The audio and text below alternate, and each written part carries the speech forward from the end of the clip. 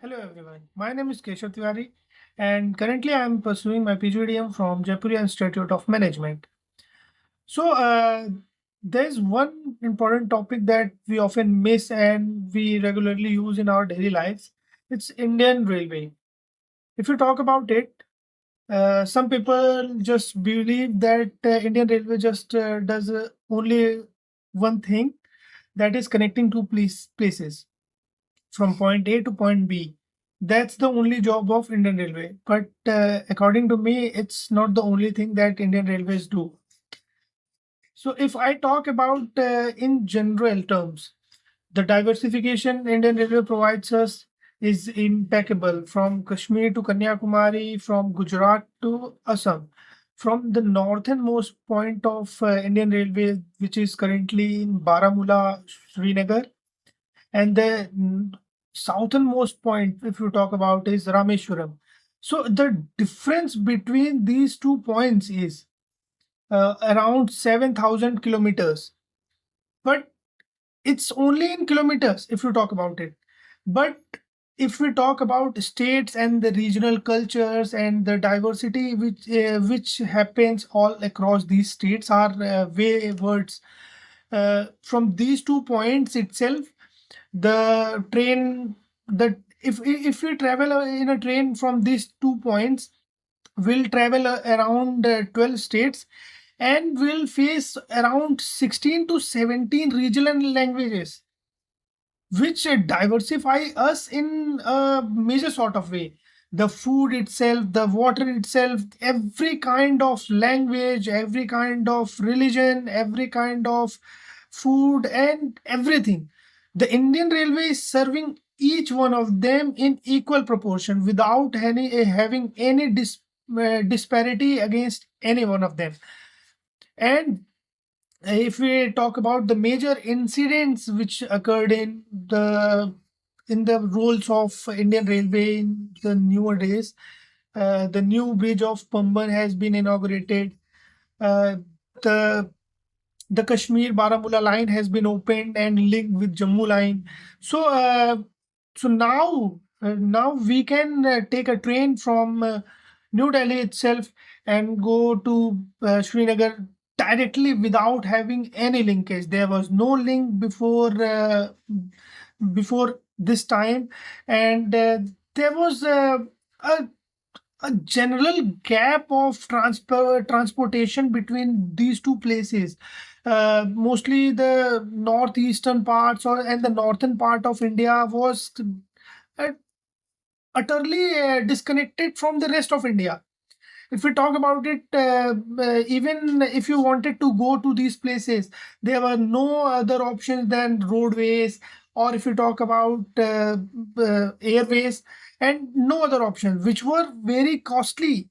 If you talk about it, one round trip of Kashmir Valley would cost you around 20,000 rupees, and one round trip of Kashmir Valley from Indian Railways would only cost you around 3 to 5,000 rupees. So this is the pay gap which is faced by Indian Railways. Indian Railways, we often talk about how cheap Indian Railways, but many of us don't even know that 57% of our fares is incurred by Indian Railway itself. So the 43% we are paying, and still we are not satisfied with our consumabilities which we are getting. So, in my opinion, Indian Railway is not just serving people to connect with between two places. It's connect. It is a connection between two lives. It's a connection between two genders. It's a connection between two religion. It's a connection between two states of a country. So, it's not all about that Indian Railway is just connecting people. If we talk about revenue itself, Indian Railway is generating 12.6% revenue of India's overall economy. So it's a major boost to economy itself, if we talk about it. But a major incident which I have happened in my life was I'm so fond of Indian Railway that most of the times I used to go to railway stations and sit there in peace and quiet in atmosphere that quiet railway stations have to. So I belong from a small town of Jaunpur in Uttar Pradesh itself. So the railway station of Uttar Pradesh is not very big.